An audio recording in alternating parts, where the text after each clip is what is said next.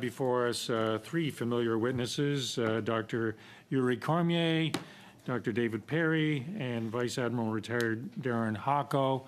Thank you, all three of you, for your patience as well. I understand Dr. Perry and Dr. Cormier have statements, and Admiral Hako is not going to make a statement, so we'll save a little bit of time there, but we're 20 minutes late. So the first round, colleagues, is instead of 6 minutes, we'll go down to 5, and hopefully do it. So in no particular order, I'll ask Dr. Cormier for your opening 5-minute statement, please. Thank you. All right, thank you. Good morning, everyone. Thank you for the opportunity of having the CDA and the CDA Institute appear as a witness today for your study on Canada's defense policy update. La Conférence d'Association de la Défense. The Conference of Defense Associations was founded in 1932, and it brings together over 40,000 active members of the Canadian Armed Forces. Starts off with a dire premise, but one that is absolutely correct. The geopolitical environment has rapidly deteriorated. And since safeguarding Canada's territorial sovereignty is the paramount purpose of national defense, the strategic emphasis placed on protecting the Canadian Arctic is welcomed. How the impacts of climate change are integrated is also crucial, because we've seen recently floods, forest fires, hurricanes, and other catastrophes are placing growing demands on our armed forces. We see two significant and positive changes to the status quo. First, the DPU increases defense spending over time, moving us closer to the 2% target that we pledged to NATO during the Wales summit. And secondly, it proposes a quadrennial approach to keep Canada's defense and security policy in lockstep with world events. Now, regarding the new spending, let's just say that's much easier said than done. The procurement system is broken. Every year, billions of dollars provided in SSE's projected expenditures remain unspent and have been compounding over time. Given that the system buckles at spending between $4 and $6 billion per year on capital expenditures, how can it possibly manage to spend $14 billion in 2026 without a procurement overhaul? The system and its costs have left the CAF in a dire state of readiness. Les forces armées manquent. The Canadian Forces are lacking 17,000 members. We only have a few days of ammunition's worth, and a NATO ally should have over 30 days' worth. If Canada were called on to engage in a major military operation, only 58% of the forces would be available, whereas 40% of their equipment is unavailable or unusable. Decades of underfunding have finally caught up to us. Stout threshold on too many key capabilities. Meanwhile, this past year, the Department of National Defense saw its funding slashed by roughly $1 billion, mostly to its operations and maintenance budgets. So it's $1 in, $1 out. And more troublesome still is that while the new monies are earmarked to acquire future capabilities, these cuts to O&M are immediate and they impact operational readiness today. We've seen good progress recapitalizing the RCAF and the RCN. However, the Army and the Reserves appear to have been given a backseat in envisioning the future capabilities and missions of our forces. There's also a missed opportunity here to envision the role of the Reserves and considering them as a means to achieve personnel objectives in both numbers and diversity. The CDA is concerned about the lack of discussion on expeditionary capability. Will the Army be confined to its borders for domestic operations in the future? The document also doesn't say enough on how we should fix the backlog in recruitment and retention so that interested candidates are brought quickly into service. Without a plan to reach our personnel numbers, the defense spending plan is notional. New platforms cannot be operated without people.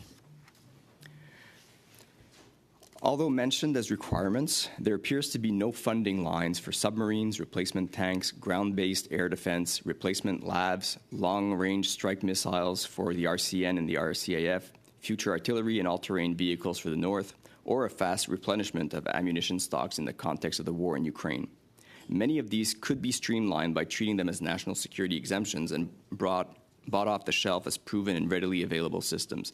We seem not to fully appreciate the urgency at the intersection of the CAF's readiness challenges, the state of global security, and the demands of climate change, the way it's exerting it through multiple requests for aid to civil authorities. In world affairs, compared to where we stood a few decades ago, Canada has come to think itself a lot smaller than we actually are. We are the 9th largest economy on the planet, and yet we wrongly believe that we can't afford to be the 9th largest player. Many nations, smaller nations, have greater pull on the direction the world is taking, and often that's not for the better. Part of the problem likely stems from the fact that our industrial and technological benefits, the ITBs, the system has created such a chasm between how much we spend on defense relative to how much or how little capability we get for the money invested. Also, trade and industrial agreements with the United States need to be better leveraged to achieve economies of scale. Dr. Cormier, could you wind up? Yeah, I've got please? 30 seconds or so. Yep, please, thank you. Finally, and very importantly, our governing party and its opposition parties must avoid the historical tendency to over-politicize national security and turn it into a partisan joust. National security is too important to be instrumentalized this way. To provide oversight, direction, continuity, Parliament must develop a model that builds multi-party consensus on these matters, perhaps leveraging the new quadrennial policy updates as a whole of Parliament effort. Other nations apply this approach and realize stability and positive national security outcomes as a result. And in closing, Please note that Vice Admiral Darren Hocko, former Chief of Force Development and Military Lead for Strong, Secure, Engage, and recently Canada's military representative to NATO, is joining me today, and the committee can direct questions to either of us. Thank you. Dr. Perry. Thank you very much, Mr. Chair, members of the committee. Thanks for the opportunity to appear today and speak about Canada's new defence policy, Our North, Strong and Free. In my opening remarks, I'm going to talk about the policy itself, considerations for its implementation, and how I think it's being viewed by our allies as we await the Washington, D.C. NATO summit celebrating the alliance's 75th anniversary in 3 short weeks. Our North, Strong and Free is a bit of a paradox in my assessment. On one hand, it's building on previous defense policies dating back to 2005, and in so doing is doing a good job of capturing the fraught international security environment we live in, and how Canada needs to respond to deal with that current reality. It also pledges to invest in many needed capabilities and makes a generationally large commitment of funding to the Canadian military. By my math, the financial commitment that's been made since 2017 on a cash basis is now about roughly $250 billion over about a quarter century. On the other hand, though, Our North, Strong and Free falls well short of where we should be in terms of committing resources to defense, because we're starting from a very low start point. And it also doesn't change the behavior that would be needed to actually make use of those resources effectively. It also highlights the widening disconnect between Canada's approach to defense and that of our allies, and demonstrates no intention on Canada's part of living up to the key commitment we made to our NATO allies regarding defense investment only a year ago. Given that the policy took 2 years to produce, it is a serious shortcoming that it only announces further review of defense procurement instead of revealing how we will actually change defense procurement. Similarly, the policy also offers little indication of how recruiting and enrolling new Canadian troops will be addressed, and instead outlines an absurdly long 8-year window to return the Canadian Armed Forces back to its current authorized strength. And that strength, I would note, will be insufficient to operate some of that new equipment that funding has been committed for, including airborne early warning and control aircraft, amongst other initiatives. The policy also bizarrely notes the need for new capabilities, some of which my colleague here just itemized, and it pledges to explore their acquisition, but it provides no money to actually buy them. As a result, if everything in Our North, Strong and Free unfolded exactly as it was intended to the day it was published, Canada's defense spending would have reached just 1.76% of gross domestic product by 2029. And as everyone here knows, Canada has committed to spend at least 2% of GDP on defense, but this policy clearly conveys that we have no intention of doing so. With respect to implementation of the policy, in my observation, Our North, Strong and Free appears to have been written with much less focus on implementing the policy than the previous defense policy, Strong, Secure, Engage, did. That initiative in 2017 came with many implementation-enhancing transparency measures that I see absolutely no sign of today. And I would offer that the implementation of Strong, Secure, Engage has been highly uneven. Despite successes like the many Royal Canadian Air Force projects, which have moved along quite well in recent years, I would remind the committee that the very first initiative in Strong, Secure, Engaged was to, quote, reduce significantly the time to enroll in the Canadian Armed Forces by reforming all aspects of military recruiting. Had that initiative been meaningfully implemented, I do not believe the committee would have recently been told that despite receiving over 70,000 applications to the Canadian military, just 4,000 members were actually enrolled.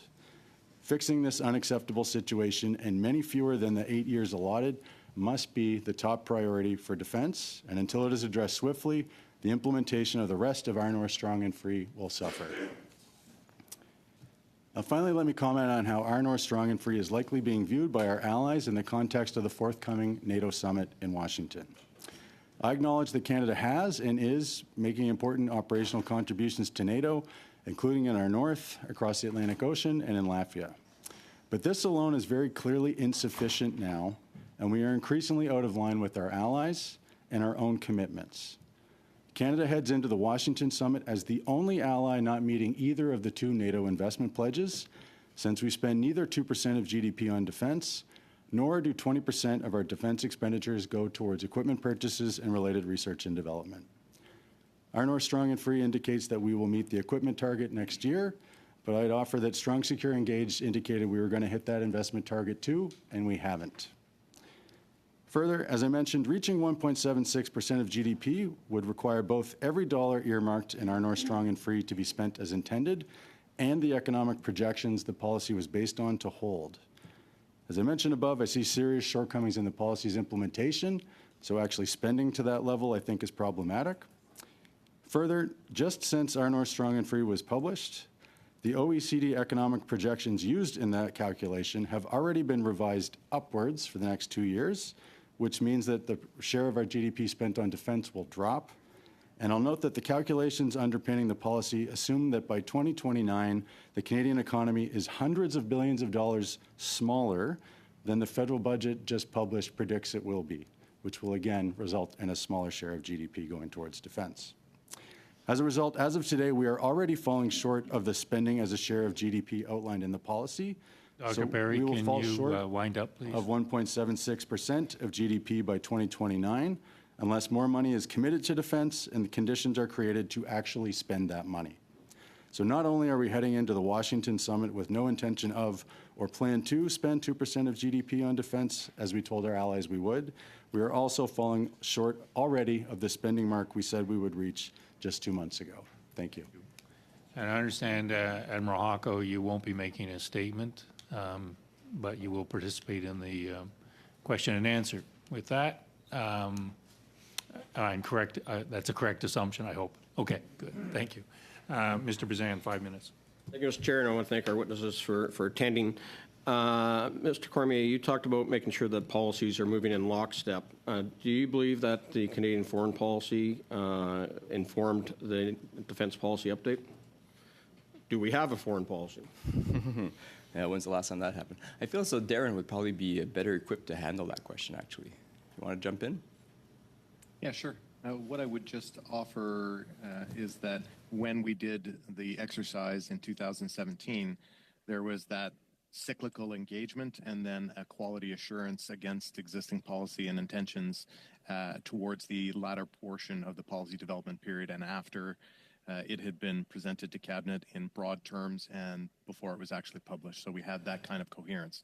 I expect it is similar in this particular exercise in that we don't have a coherently formed and published foreign policy. It would have been that kind of internal consultation throughout and then a validation exercise towards the back end. Thank you. And I think that would explain why we have a situation happening right now where Minister Joly was on CBC this weekend or end of last week when she was asked about a Canadian naval vessel sitting in Cuba alongside Russian Navy ships. She says, "It's news to me. We shouldn't have to look into it." And then we have Minister Blair coming out on the weekend, said this was all very well planned, but yet when you look at the news release that came from National Defense April 18th, they talked about the HMCS Margaret Brooke going to Operation Carib and exercise trade winds, no mention of a port of call stop. And then you have the ship sail in and an announcement made on June the 12th that will conduct a port visit to Havana from June 14th to 17th in recognition of our long-standing bilateral relationship between Canada and Cuba. Cuba being, of course, a communist regime, multiple human rights violations, a country that has allowed its citizens to join the Russian army and commit war in Ukraine. Their own military is doing training in Belarus, of course, a strong ally of Russia. So I question the logic in having Canadian warships giving credence to a communist regime like Cuba. And so, Mr. Chair, I'd move the following motion. Given that the HMCS Margaret Brooke docked in Havana, Cuba, at the same time as several Russian warships, and that the Minister of Foreign Affairs appeared to know nothing about this deployment, telling CBC News, listen, this is something that I need to look at much, much closer. This is information that is news to me. And quote, that the committee called the Minister of National Defense and the Minister of Foreign Affairs to appear separately for no less than 1 hour each within 7 days of this motion being adopted. I take that as an intention to move a motion. You have not given 48 hours, so it's not debatable now. It is relevant to the testimony. I do not think it is relevant to the testimony. We're here to talk about policy. We're maybe talking about Foreign strategy. policy. We're not talking about tactics. This, as I interpret that motion, as a tactical motion and what the military does. So the ruling of the chair is that the 48 hours is required in order to be able to debate this motion. I challenge the chair's ruling. Challenge the chair. Those in favor of the chair's, how do I call this? And you probably want to record the vote. Yeah, Yes. the question is, shall the ruling of the chair be sustained? That means, tell them what Shall the it, statement yeah, is. sorry, that means, shall the ruling of the chair be continued, Upheld. basically, be Upheld. upheld? Yeah. Recorded vote. Mr. Long, Yes. Mr. Fillmore, Yes. Ms. Lambropoulos, Yes. Mr. Collins, Yes. Ms. Lalonde. Yes. Mr. Bazan, No. Mr. Kelly, No. Ms. Gallant, No. Mr. Allison, No. Madame Normandin, We. and Ms. Matheson. Yes. So it's 7 yeas, 4 nays. Okay, pardon? You've, The motion. yeah, it's- you clock got, stops. you went 3 minutes and 2 seconds, so you've got 2 minutes left. 2 minutes up. Okay, so going back to questions to witnesses, although I have to say that I'm completely disgusted by the decision by Mr. Blair to allow our ships to be sitting in dock alongside Russian warships. Let's talk about, Mr. Perry, you are critical of the lack of funding or long-term plans on some major procurements like submarines and air defense systems. Can you drill down on this, on how this is going to impact not only how badly we're going to be perceived at the Washington NATO summit, but our ability to meet the threats that are currently challenging Canada? So in terms of how we'll be perceived, I mean, I think it's no simpler than 1.76%, even if we hit it, isn't the 2% we committed to. And I think there's serious implications of us not living up to what we said we would do. In terms of what that money would actually be spent on and what would come with it, I think despite it being a generational investment, despite the low start state, Our North Strong and Free is only keep some of the lights on funding. It will not keep the lights on a submarine capability, as an example, and many other platforms. So it doesn't even continue the same type of Canadian military we have today. And it doesn't actually invest in other much-needed capabilities like an integrated system for air and missile defense and many other capabilities, including those that would enable digital transformation. So, Mr. Cormier, you talked about the recruitment crisis and not using reserves to augment the forces and help with getting some of those numbers up. What's the recommendations from CDAI on fixing the recruitment situation that we have? Very briefly, please. Yeah, is there a specific thing? And Yuri, what I would just offer, is we need to treat this as a system of systems issue. You can create a digital platform to bring people in. You can address aspects of getting faster medical screening done or security clearance screening done. But unless the services themselves also adapt their ability to take a large inflow through the various MOC occupation training structures, which is always a challenge, then you will have just a bottleneck at a different place. So it needs to be a step back, look at it from a systems point of view, not simply transactional. Thank you, Admiral. I apologize insincerely for cutting people off, but I've got 25 minutes left, and I've got a couple of rounds of questions I want to get in. So I know Mr. Collins will be very religious about his time allocation. 5. Okay, well, she will as well. Thank you. Thanks, Chair, and thank you to our witnesses for being here to answer some questions today.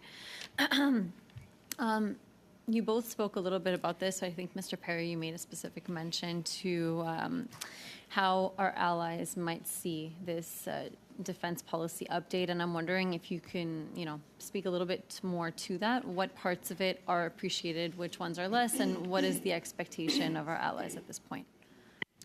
I think basically they would appreciate all of the things that we've pointed out as an assessment of the world, what should be done about it, and what we've enumerated in terms of the things that we need to acquire to be able to better position to operate in that world. where they, I think, have expressed a lot of concern and skepticism is that we've identified a whole bunch of things that we need and provided no funding for them, and we don't actually hit and have no plan to hit our committed NATO investment pledge target of 2% of GDP spending. And Mr. Cormier, you spoke and you said something specific. You were like, we're the 9th largest economy on the planet, but we're not the 9th biggest player in terms of defense spending and in terms of what we contribute in that way. And I'm wondering what factors you think should be taken into account when looking at those numbers and when looking at our ranking. And I guess I'm wondering, you know, the fact that Canada is the 2nd largest country in the world, I'm imagining that plays some kind of a role, but if not, you can correct me. And what is it that makes it more difficult for us to believe that we should play a more important role in defense spending? All right. So there's a lot of layers here, but I am going to start off just by saying, with regard to our allies, like at the CDA, we have the opportunity to meet with our military attachés and ambassadors around town, and there is, like, on a day-to-day basis, the sense that there's a level of dissatisfaction that's been hanging in the airs here in Ottawa for a while now. So there's no escaping it. And with regard to where Canada sees itself, I think there's a bit of a disconnect between the reputation that we have, the founders of peacekeeping, the fact that, like, you go back 30 or more than that, maybe 50 years ago, 60% of all peacekeepers on the planet were Canadians. We used to field over tens of thousands of people there. And now, if you look at the numbers, it's like 30 individuals out of 120,000 peacekeepers on the planet. So there's this disconnect where Canadians think that we're that country that's out there doing good in the world, and we're mostly staying at home here, with the exception of kind of a battle group there in Latvia.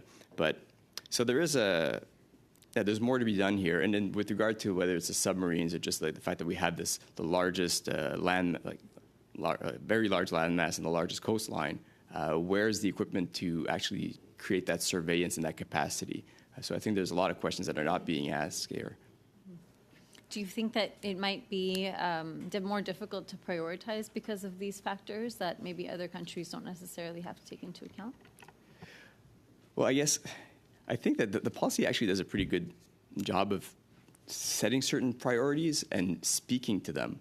But then when it's actually looking at all right, when's the money coming in, and then you see that it's punted to like 10, 15 years away from now, you kind of wonder, like, what's the sense of urgency? And I think that's what the policy really misses. It's the sense of urgency and the need to play catch-up on 30 years of underfunding the military. So I don't think we have to look at one side or the other of the room here.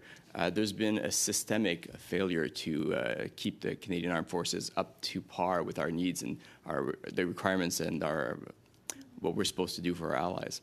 So. Thank you. Mr. Perry, you spoke a little bit about the equipment target and how much we're going to be procuring and how we don't reach our target of 20%. However, in the DPU, there is mention of working more with the industry, and, you know, I think that's the goal for Canada, to make sure that we're involving them a little bit more. Do you think that perhaps this could account for why there is a delay in that? And can you speak a little bit to what your thoughts are on that? Sure. So I think that's part of the dynamic. I mean, I think there's a number of things that we need to improve with our defense procurement system. The policy mentions several different initiatives, which all might end up being great if they're actually implemented. I'd note that the last defense policy had a number of good initiatives around defense procurement reform, and I'm not sure actually what happened with a lot of them. Madame Matheson, 5 minutes, please. Madame Normandin? Normandin. Yes. Merci beaucoup, Monsieur le Président. Merci. Thank you, Mr. Chair. Thank you to the witnesses. It's always a pleasure to have you. My questions have to do with our allies, and I'd like our witnesses to answer just some context to start. An article came out this weekend that said military expenses, Ottawa says it will meet the objective by 2029 under NATO. In the article, Bill Blair says that the expenditures for defense should reach 1.75% by 2029, but other investments like the replacement of the submarine fleet that is aging or the purchase of integrated missile defense systems could mean that it would go beyond the 2% recommendation. He says, I believe that inevitably means more than 2% of defense spending on defense, but I have a hard time understanding how to explain this to my own country and to our allies, is what he says. On that point, I'd like to know whether that is a way of showing up, not, let's say, with nothing to offer at the summit in July in Washington. And what message does that really send out, that he has to convince his own department to reach that 2%? Does that give the impression that perhaps it's more about, it's actually not credible as a comment or as an approach when it comes to the 2%? Clearly, the first reaction of anyone in this is, we'll believe it when we see it. But indeed, if the submarines had been announced by the next few days, we might actually have figures to reach that percentage. These are huge expenditures. But that said, really there's been no clarification as to whether we're going ahead or not. And if we do, whether it's conventional, if it's nuclear, there's a lot of uncertainty about all of this. I'm not sure if Mr. Hocko had anything to add. The major expenses that you cited and that the minister referred to, even if they were brought in, that the timing that they would be brought in at and that the ultimate dollar value would probably still, based on projections that Mr. Perry spoke to, we would still not necessarily see that be 2%. I mean, the dollar value that we're talking about to achieve 2% is quite significant. So I think that would make a big difference, Madame. Mais je pense Madam, but I think there still is a fair bit of work to do to get to that 2%, aside from those two projects. Thank you very much. When the minister mentions that he has to convince not only his own government but also our allies, does that send out a message that we're actually trying to change the way in which we calculate this 2%? We want to count on other acts Canada's taking to show that we're a good ally because we know we won't get to that 2%? What kind of message does that send out? Better message that we could convey about our anticipated spending, we would have presented it. And if there was a better indication of spending beyond 2029, we would also have presented that. I don't think we can actually meaningfully include anything else at present unless NATO redefines what we can include. And I don't actually think we spend a lot on a lot of the other things that people commonly cite when they suggest that we might be able to bump our numbers up. And then beyond that, I think there's also worth the committee spending some time looking at what happens in Canada from 2030 and beyond in terms of defense spending, because my understanding is essentially we've moved forward a big peak in spending that was articulated in Strong, Secure, Engaged. We're going to hit that in 2029, 2030, and then our spending is going to start dropping. I think at this point it might actually drop off a cliff. Merci. Sur cet aspect-là, j'avais posé. Thank you. I had asked the minister how we could expect that expenditures would be maintained in the future, even if there was a change in government, and he basically had no answer. There's nothing more significant other than what a government can change itself. Is this a concern? We have no guarantee past the next government as to any of this being maintained. Actually, there are some good examples. If you look at Denmark, Norway, Australia, there are extended national defense committees where party leaders take part in these committees along with the members of the committee. This means a broader consensus. How can I put it? Everyone contributes to the creation of a defense policy, which means some level of certainty as to whether that moves on into the next government. And I think Canada should look into this and to find a way to institutionalize that. This is what works in our allies, and it could work here. In 5 minutes. Thank you for your patience. Thank you, Mr. Chair. We go back and forth, and there's obviously a belief here today that that 2% is a big deal, and yet we've consistently heard that 2% is an arbitrary number. Each country defines how they spend 2% differently. Even recently, Professor Luprecht was here, and he said that Canada isn't doing itself justice in the way that it defines how it's spending contributions. What would you have to say to that? I don't think that that's actually accurate, because I understand that there's an agreed upon NATO framework. You don't just get to choose your own adventure in terms of what you submit and what you don't submit. You submit expenditures that are part of an eligible pool. NATO reviews all that, and if you try and put forward spending on elements that aren't considered part of the formula, then they aren't accepted. So there's a methodology around that. We don't get to basically pick and choose what we do. So I wouldn't really agree with that characterization. And maybe I'd add, yes, the number is, there is something, I don't want to say random, but the number 2% isn't a sure bet that you're getting exactly what you want for it, right? So on the one hand, is the money being well spent? Is the money actually getting spent? But the most important part is not the absolute number 2%. It is kind of randomly stated, but it's a relative amount. If you're doing so poorly compared to your peers and you start wondering, well, what's with burden sharing, and why does burden sharing not seem to matter to Canada as much as it does to our allies? So building, if I could, just to make it tangible, you have a 30% rule for your mortgage. It's not. It's a rule of thumb that seems sensible, that's applied, that's used as a calculus for how to consider a person's situation and how viable it is.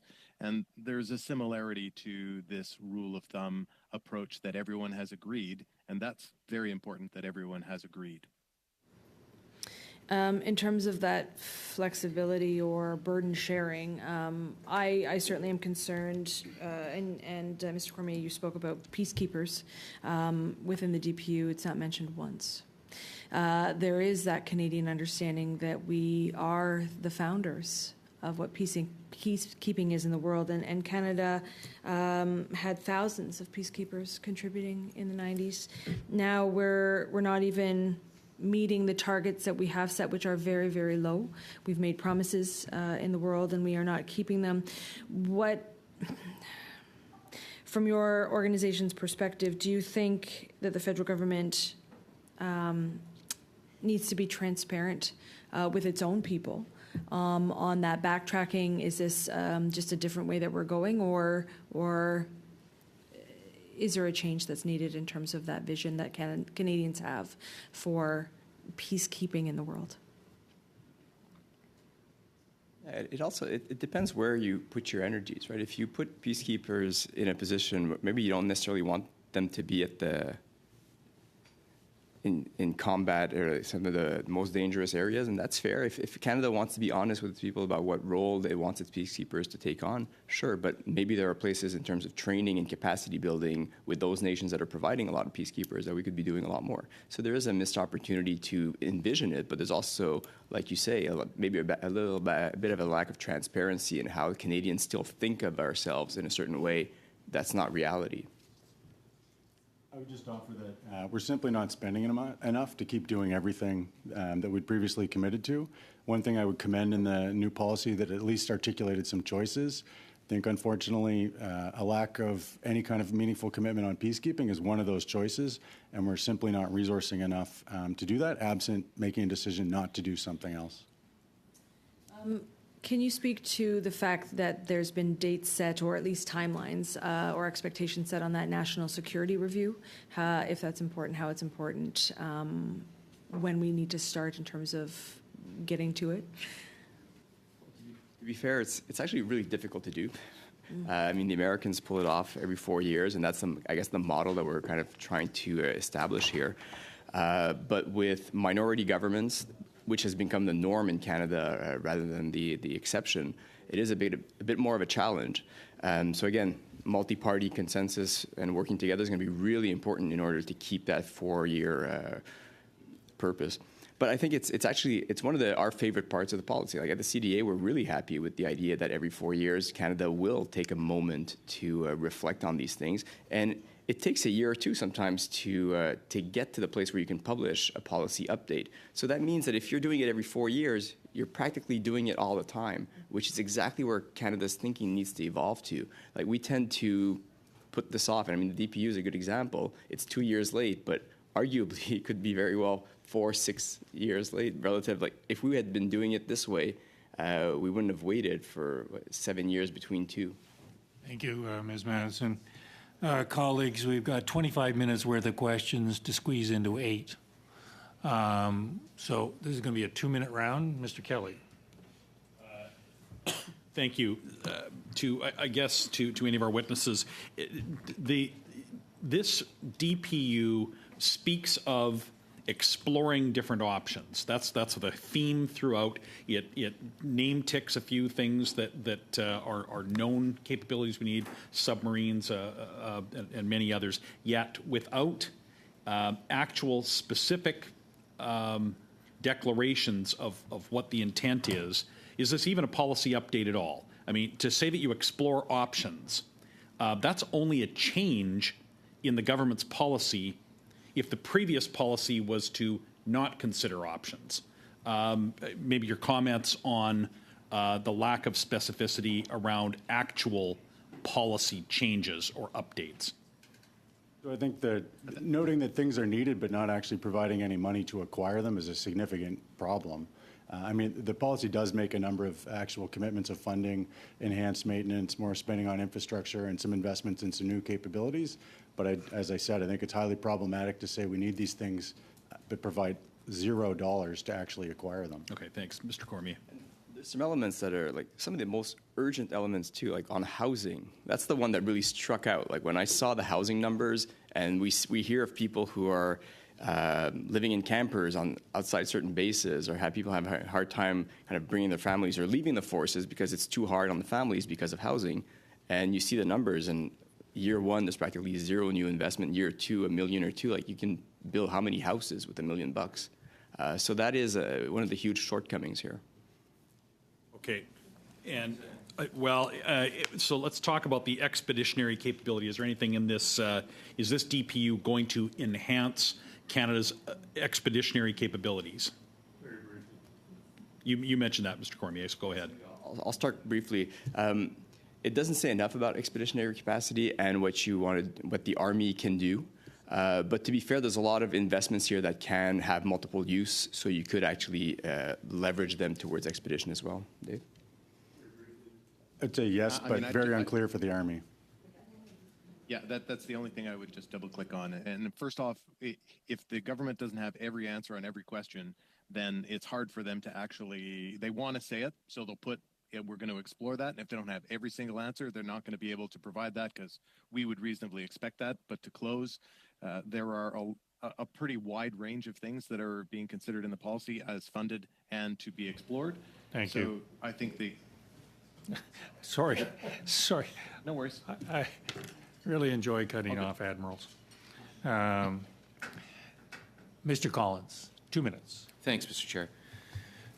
The DPU talks about a changing character of conflict, right? There's more references to cyber and cyber attacks in this document than ever before. It talks about and addresses misinformation and disinformation, and what others are doing in the world to disrupt our institutions here domestically, as well as those with our allies. Can I get your thoughts in terms of, I was going to turn to you, Mr. Cormier. You talked about over-politicized national security. I'm fascinated with what's happening south of the border in terms of the Republicans and where they're going with Ukraine. There seems to be a split caucus there in terms of, I think some of that misinformation and disinformation is working quite well in the United States. It's happening here as well, of course. The leader of the opposition has pulled his support for Ukraine, and there's this quest to try to get as many people in the tent on the right side of the political spectrum as possible. And much of that's being driven by misinformation and disinformation on social media. So can I get your thoughts in terms of how the DPU addresses that and where we're going with that issue? Point of order, Mr. Speaker. Mr. Chairman? I just couldn't hear one of the words that Mr. Collins said. He said something about the leader of the opposition and support for Ukraine. I didn't hear the word in between. Yeah. I think that his lack of support, no support for Ukraine. Old, I think. Yeah. Okay. Can I go ahead? I think the witnesses heard the question. Yes. So two things. First of all, that's one of the things that I thought was very well done in the DPU is the description of where the world is at in terms of the risks, and I think on that level, it's very well presented. With regard to Ukraine, I think it's really fundamental that we all recognize that if Ukraine loses, the world is a much less safe place in the future, because it tells those who are seeking to disrupt the status quo that this can be done in imperial ways just by taking over your neighbor if you see fit, and no one is necessarily going to hold you to account and push you back.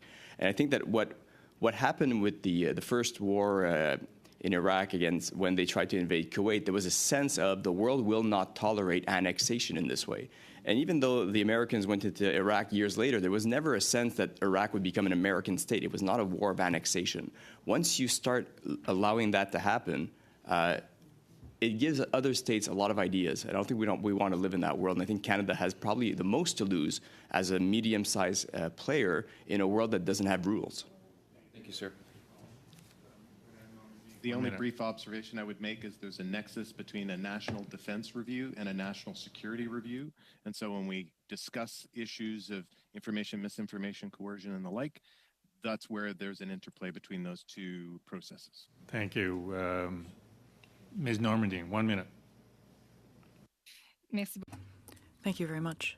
Both of you referred to the importance of increasing the number of missions, because apparently we are not meeting the mark at this point. No contracts have been signed by the government with any of these enterprises, although in the U.S. they are doing this.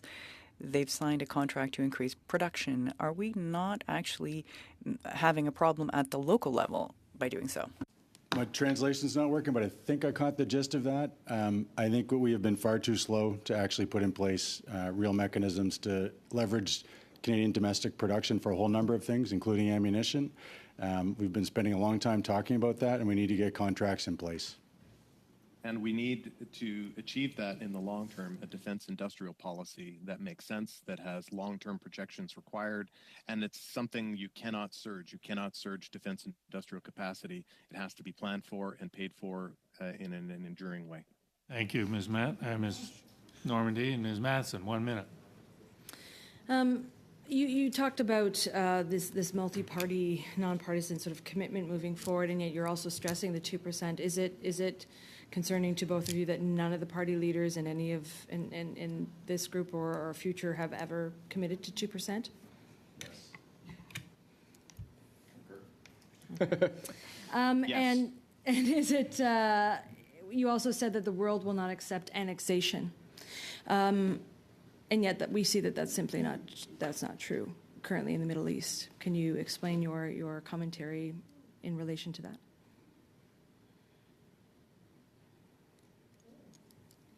So it's early to tell if the annexation is the purpose or the removal is. Is the defense of natural resources the purpose? I wouldn't be able to say. Okay, that's fine. It's all right? Okay. Ms. Gallant, 2 minutes. Yeah. Thank you. With respect to the strong and free, the DPU, even if we purchased all the equipment, as you say today, we are still short of the people to man them. As we heard, 70,000 people, yet only 4,000 were accepted and made it through.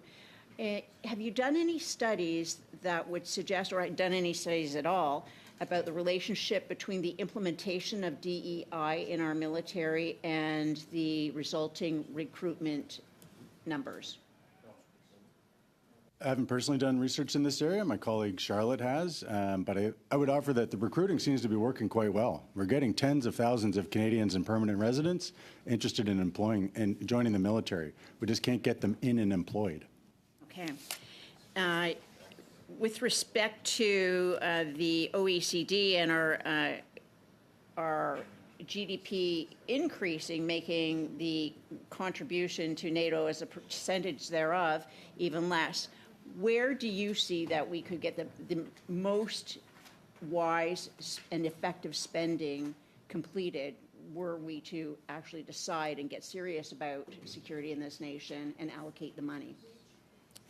I would say procurement and personnel reform. There's plenty of money on the table. If we could spend that more efficiently and effectively, our numbers could increase significantly, and that's the most meaningful thing we could do in the short term. This may be for our Admiral. I understand that there's been a planning group underway for a number of years with respect to submarines. And even if we made the decision, it would still take 8 years to get our first submarine delivered at best. So my question is, how long, once the military is eventually given the go-ahead, will it take for them to even decide what we will get in terms of a submarine, and then we can add on the 8 years to that? I guess in that some cases, excuse me, Admiral Hago. That may be an important question, but Ms. Gallant has gone through her time, so you'll have to work in an answer at some other point. Final 2 minutes is Madame Lalonde. And before I ask Madame Lalonde for 2 minutes, can you explain the lights, Mr. Those were just... Yep, the House was suspended and now it's back, so it's just calling members back, so Okay, we're all okay, good. so we don't have to worry about it. Okay, Madame Lalonde, 2 minutes. Thank you very much. I'm going to try to be as quick as possible. So we heard a lot at committee today, and certainly about the defense policy update, focusing on the defense of Canada here at home. The defense policy focused a lot on the North and the Arctic. What's the significance of this, and why is this the right moment to focus on our Arctic? If I could hear both of you, and actually the three of you possibly. Well, I'd give 2 little points. I think that the Americans are looking to us to show more leadership and vision for the Arctic, so I think it's a really good point for improving Canada-U.S. relations, check mark. And I think that when it comes to communicating to Canadians the importance of spending on military, reminding them of the White North is pretty important. I would offer that I think that's the most pressing threat to Canada, and if we want to look at where we can focus, and I think we should be focusing more, because we're not spending enough to do everything, that we should protect our own backyard first and foremost, and the Arctic is our backyard. closest point of approach between Russia and Canada is through the north. Contested United Nations claims for resources in the north. Our relationship with Indigenous peoples, governments, and communities, key in northern portions of Canada. So all positive reasons in addition to what my 2 colleagues have said. And very quickly, what are our NATO allies doing on NATO's northern flanks, and how can Canada meaningfully contribute? It's already a big contribution to open. 7 of 8. Sorry, Yuri, just 7 of 8 polar countries are NATO countries. So we are collaborating in a different and more meaningful way over time. Over to you, Yuri.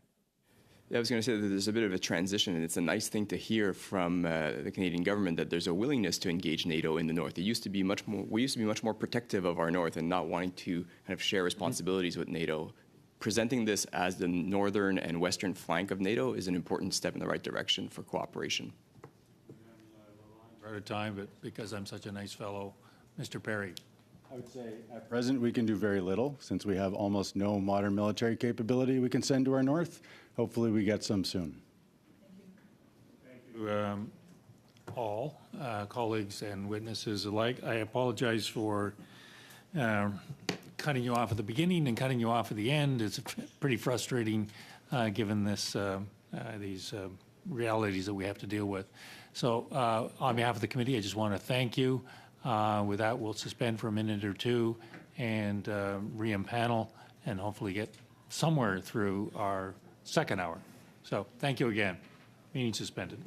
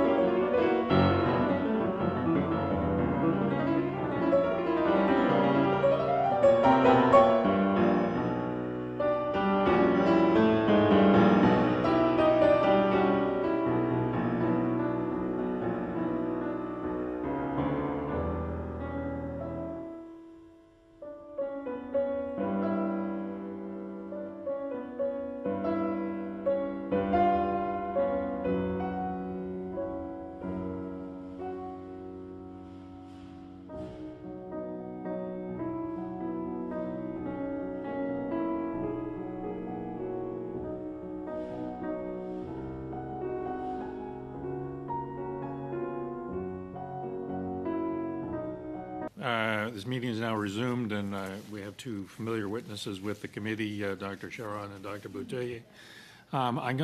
We are really hard pressed on time, and so I'm going to just ask you to have, if you will, 3 minutes of your opening remarks. I apologize for this, but it is what it is. We're in the last week of Parliament, and and things happen. So with that, I'm going to ask Dr. Sharon, who's been waiting patiently, if she can summarize her remarks in 3 minutes, and then move to Dr. Boutillier, and then we'll have to shrink the rounds of questions as well. So, Dr. Sharon, please, 3 minutes.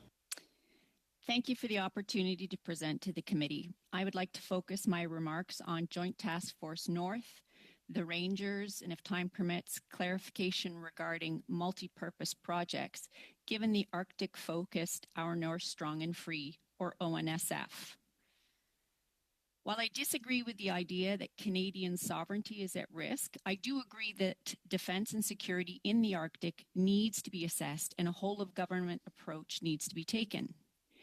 JTFN is unique in that it is responsible for the largest geographic region of any of Canadian Joint Operation Command's 6 regional joint task force.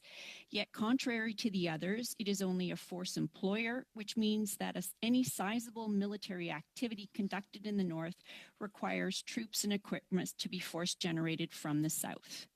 And unlike the Canadian Army divisions or RJTFs that have the benefit of being able to pick from large pools of members of all ranks, JTFN's main headquarters in Yellowknife, Northwest Territories, and its 2 detachments in Whitehorse, Yukon Territories, and Iqaluit, Nunavut have fewer than 100 defense team members.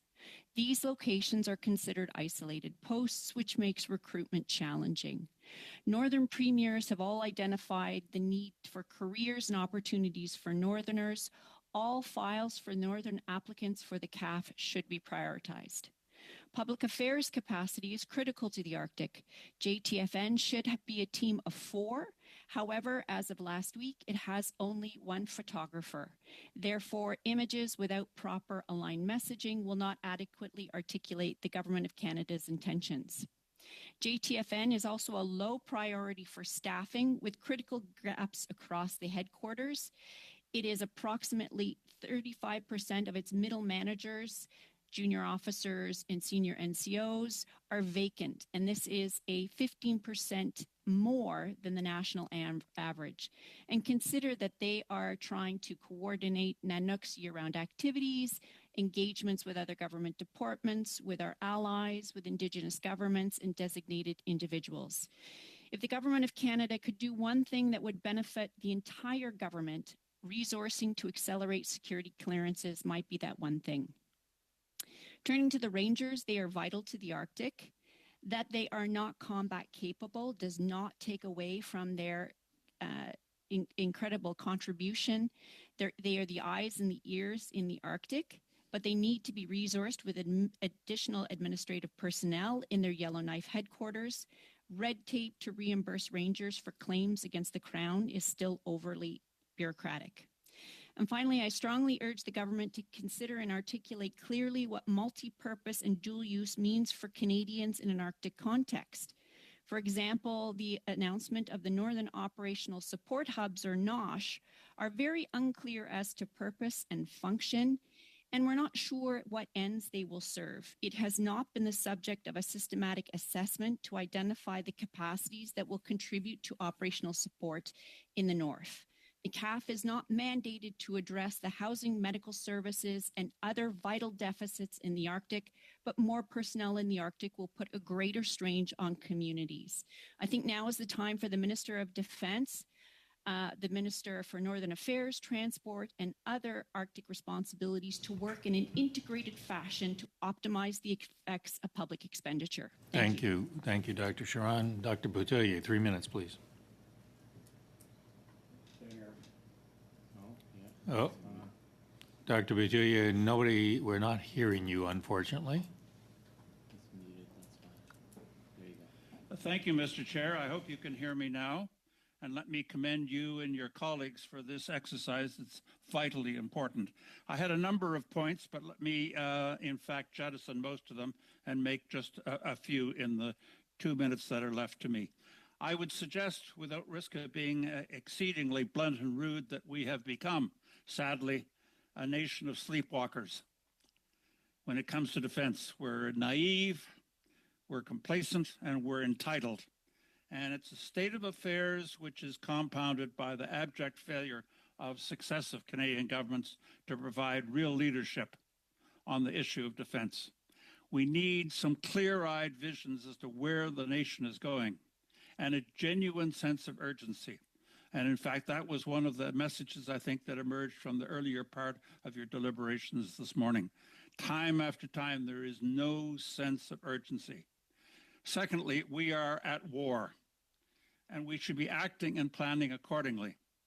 Now, in my formal notes that I submitted to you, one of the issues that I raised is the conjunction between war and peace.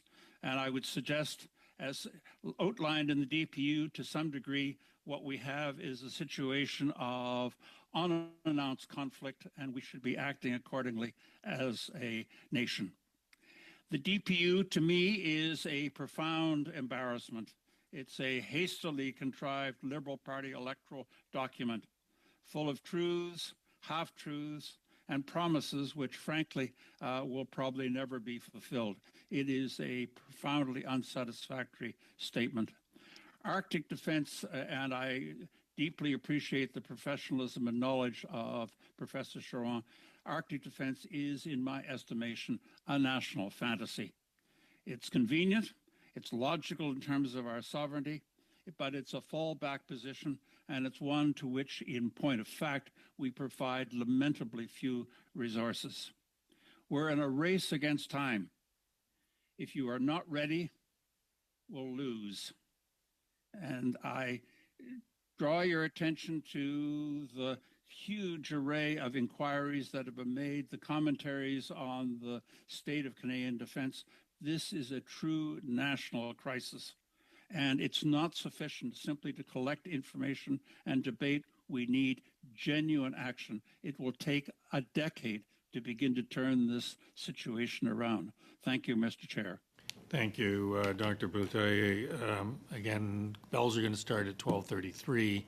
If I get 15 minutes on unanimous consent, we can run it to 12:48. Do I have a unanimous consent to continue through the bells? For 15, okay. That still means we're going to have to cut back time. 3 minutes, first round. Mr. Bazan. Mr. Chair, because of how things are getting constrained here, I think it's unfair to our witnesses that we're cutting back on the amount of their time, especially with the testimony that they've given. They've had to cut that back. I don't think that's fair. So I move the following motion that I gave notice on last Monday. Given the large workload the committee has on the docket, the committee instructs the chair to book 5 meetings over the months of July 8th and September 13th to deal with unfinished business such as the Royal Canadian Air Force pilot recruitment, training, and retention, and other pressing matters as they emerge. May I speak to that motion? You may. It's in order. Okay, thank you, Mr. Chair. So as we are dealing with this DPU, and today's turned into a rush day, we know that we're probably going to lose the meeting on Wednesday with the visit of NATO Secretary General Stoltenberg. We got the DPU study that we want to dive into. We have a housing crisis, and was mentioned in our last panel that again we have 6,700 residential housing units that were short, and yet no money in the budget to back up the building of new houses for our troops. We have a housing study that we should be completing and getting tabled to provide insight to the government. We have a transparency study that we're also working on that needs to be dealt with.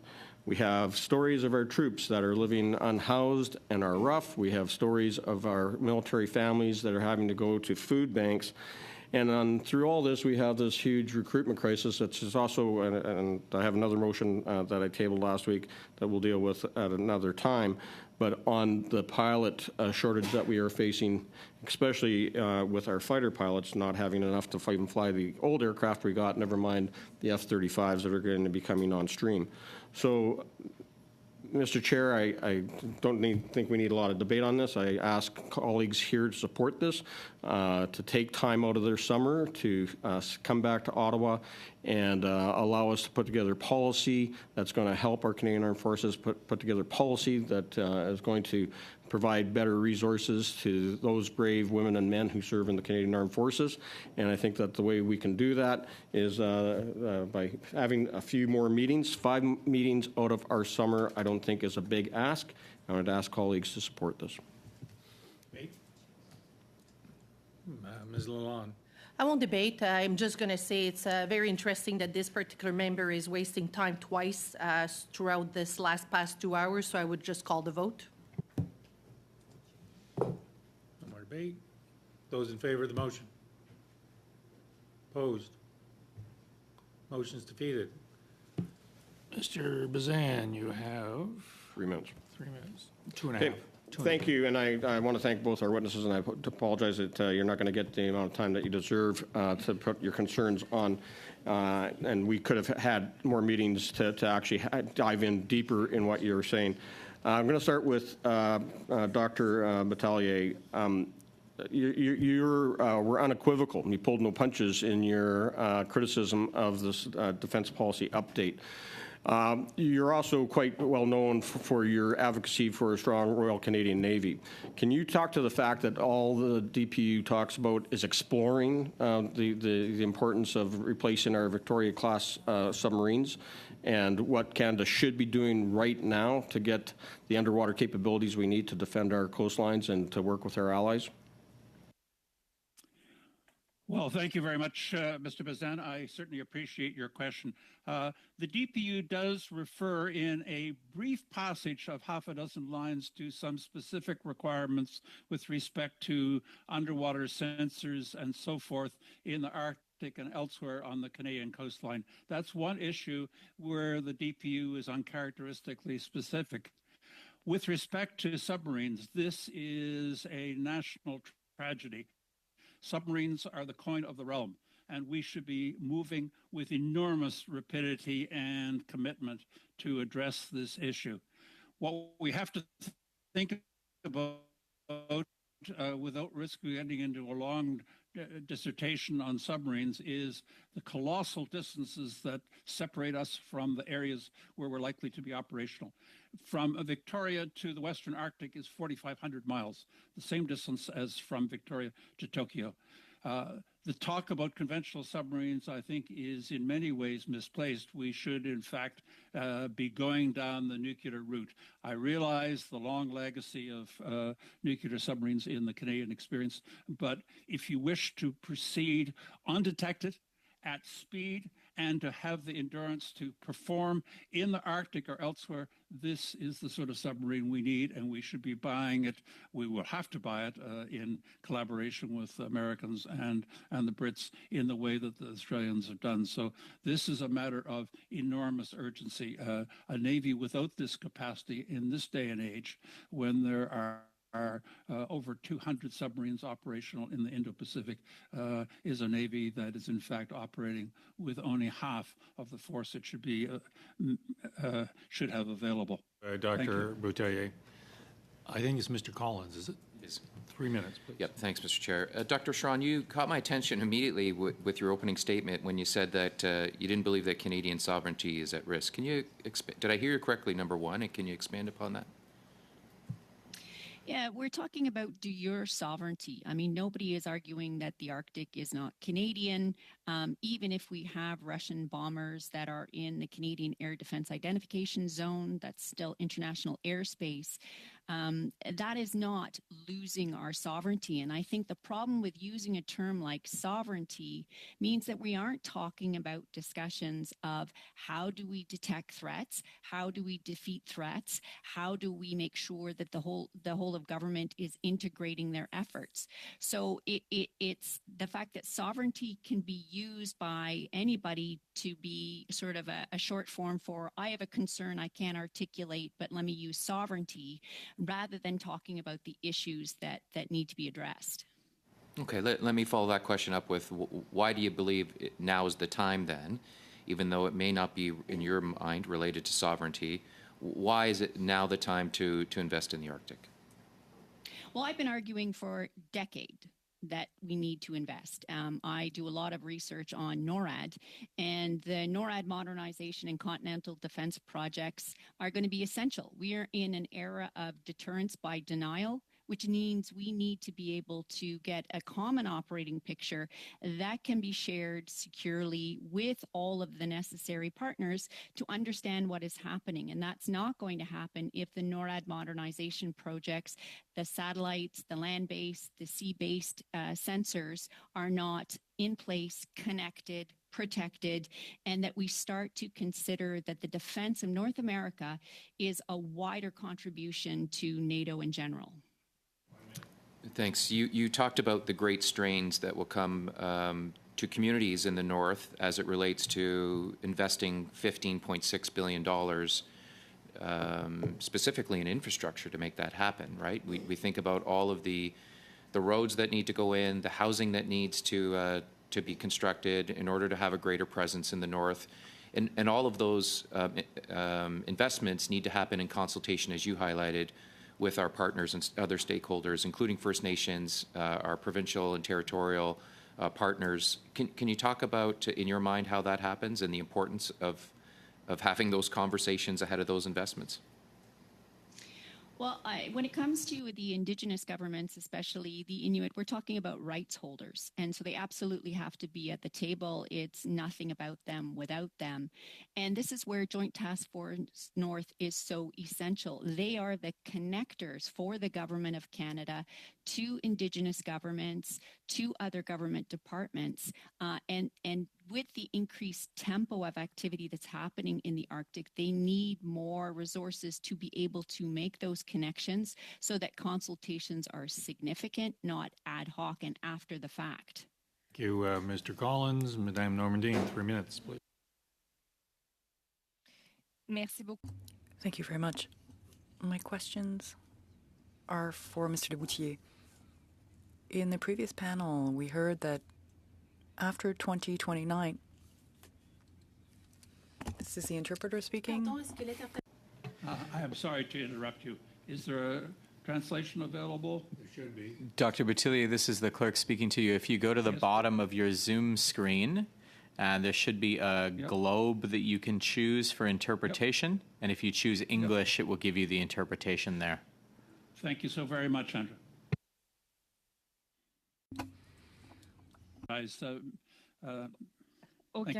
Aucun problème. Est-ce que vous... No problem. Can you hear me now? Great, thank you. So my question is mainly for you. We heard from the previous panel that as of 2029, we can expect a drop in military expenses of GDP spent on defense as well, because it would be the end of those engagements that were taken under the other defense policy update. And do you share that view?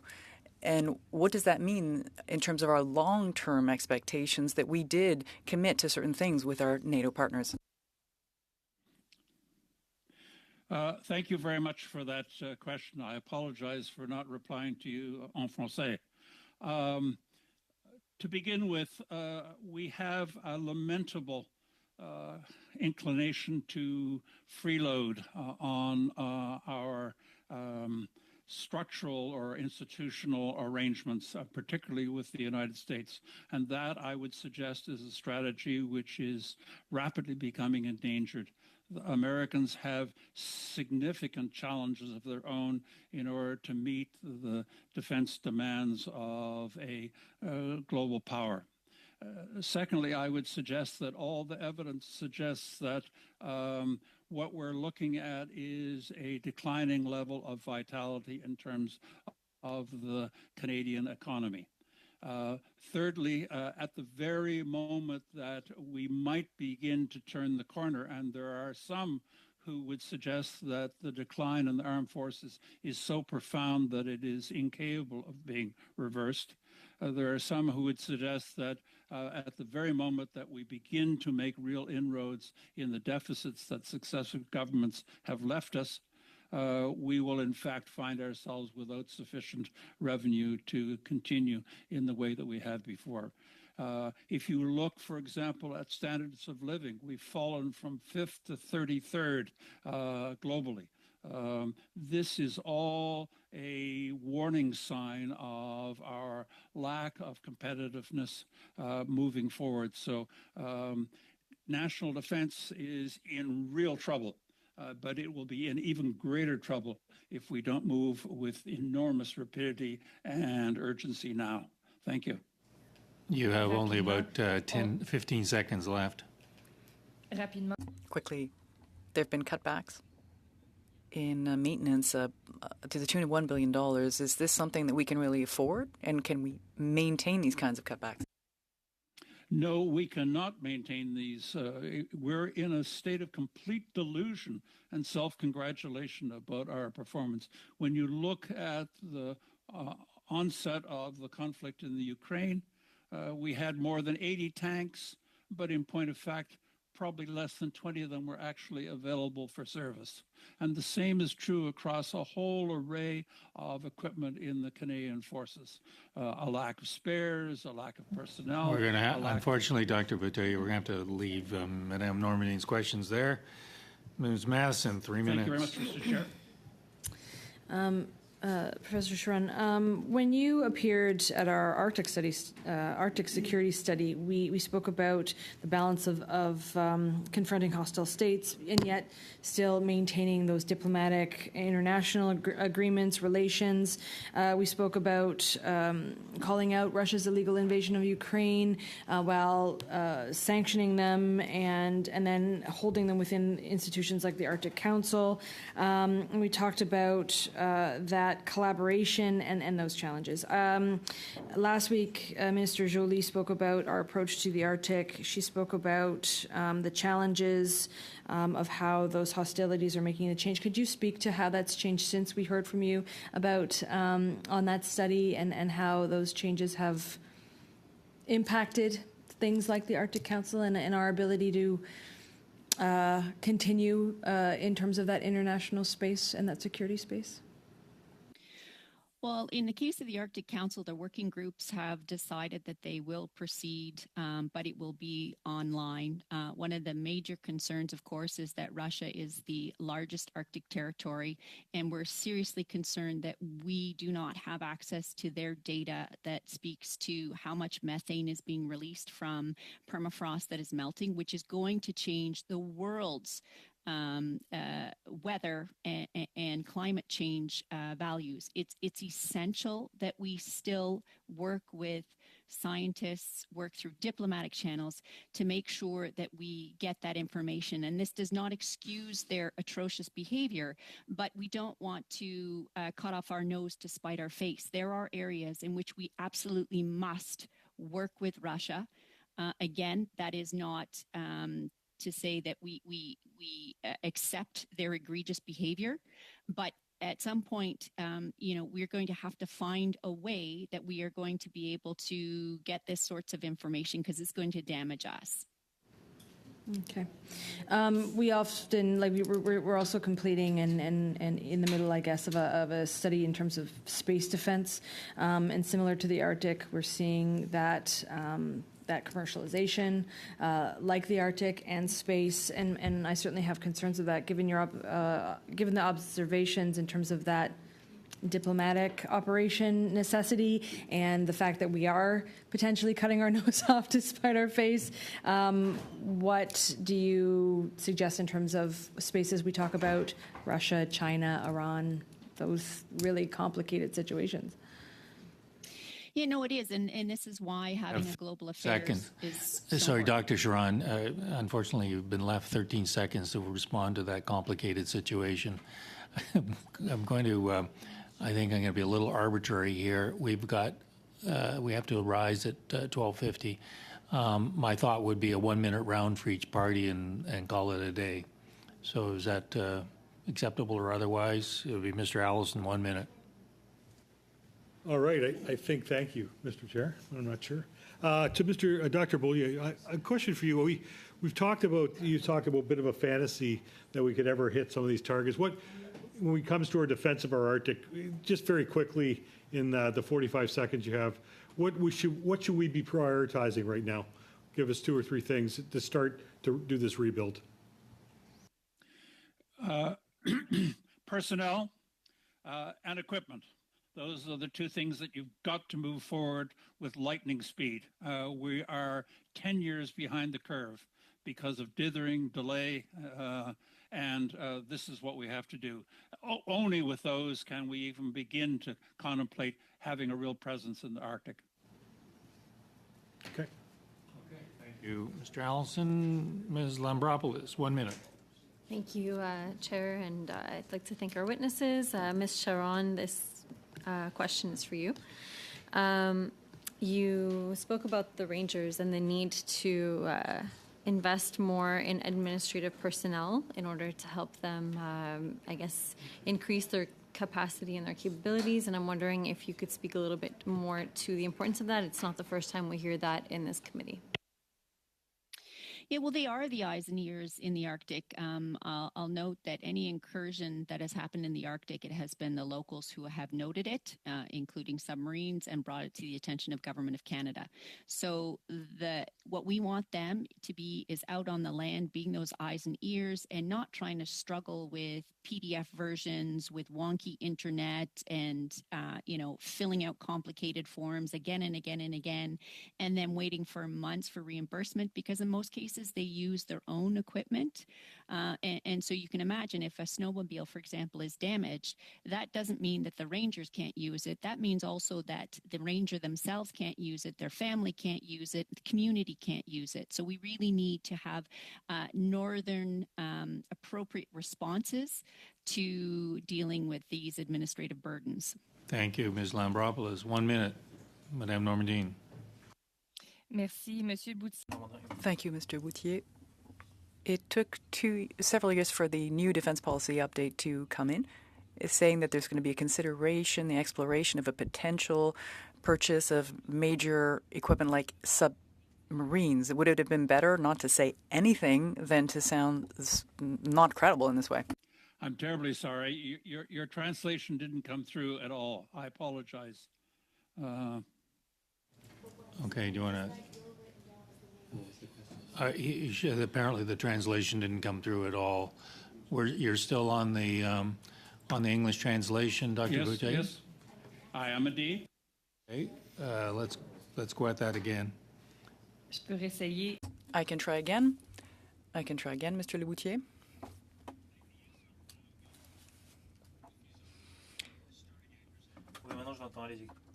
Thank you.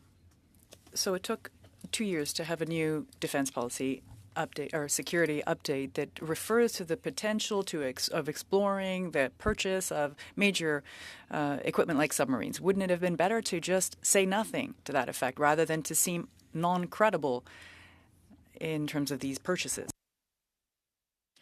It is a profoundly disappointing document. It's a Hail Mary effort by the Liberal Party, suddenly panicked by the realization that so many Canadians now consider defense and security an electoral issue, to address the shortcomings in defense. And much of it is not worth the paper it's written on because it's pitched into 10 or 15 years into the future. So I would say in conclusion that one of the things that concerns me about the committee is the partisanship.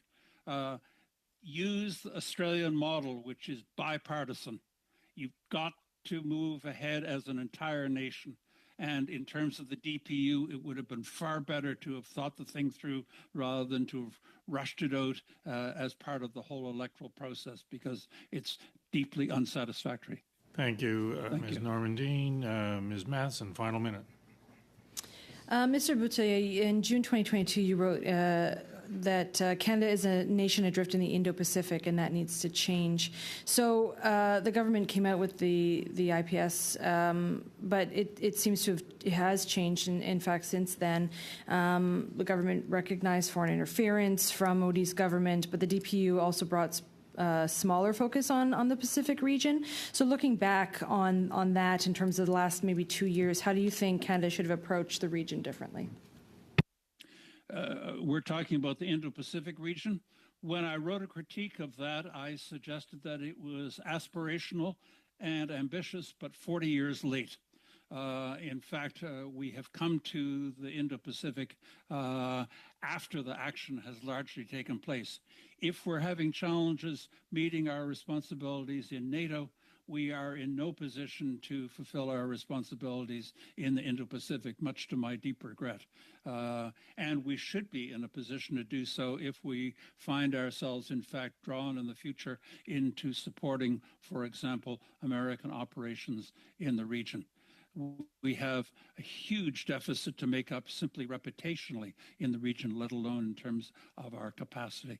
The IPS dedicated us to moving ships into the region, but the Navy will be at extreme difficulty in terms of sustaining that over the next half decade. Thank you, Ms. Masson. Unfortunately, that brings our time to a close. I just wanted to thank both of you for your patience. This is a unsatisfactory way to deal with an important policy document, but it is what it is, and we are in the time we are. Before I bring the gavel down, I just want to take note that this is the final time that Mr. Fillmore will be with us. And I just wanted to thank him for his contribution to the committee. But he may not be mayor yet, but he is resigning. So thank you, Andy. You've been a real trooper and a real contributor to the committee. So thank you and good luck in wherever your political aspirations go. Thank you, Chair, and thanks to members for your help. All right. With that, meeting adjourned.